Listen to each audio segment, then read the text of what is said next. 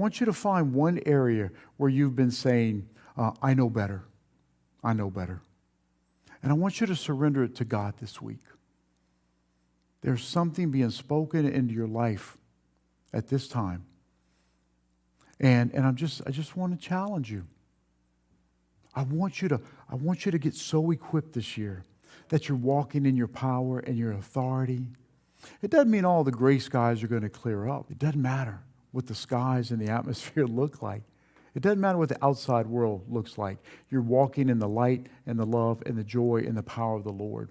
But you got to get equipped. So I'm asking you this week, find an area in your life where you're saying, even unwittingly or unknowingly, oh, I know better than that.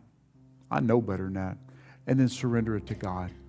I mean full surrender to the Lord. What I will ask you this week is be intentional and memorize Romans 12:1-2. I was talking with a sister this week, and she's like, I don't know, I can't memorize Scripture. Then the irony is she tells us the Scripture.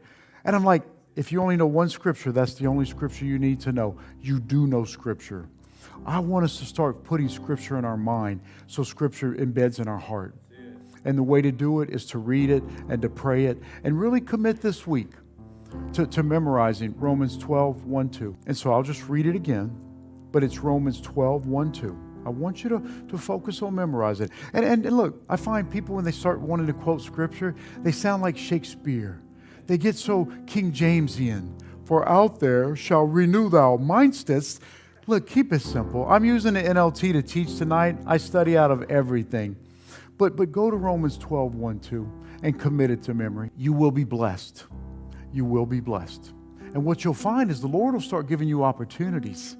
And you'll be like, well, you know, Romans 12:2 says, don't be conformed to the patterns of the world, but renew your mind. And they're going to be like, oh, Michelle, you know a lot of Bible, you. I do. Oh, I'm going to go back to South Louisiana and re-up my accent. So let me read Romans 12:1-2 to you once again. I'll tell you what, it's up on the board. Let's stand together as the body and let's read this together. Let's start committing it to memory. Let's commit it to our mind so it's going to saturate our soul. Let's read this together as the body.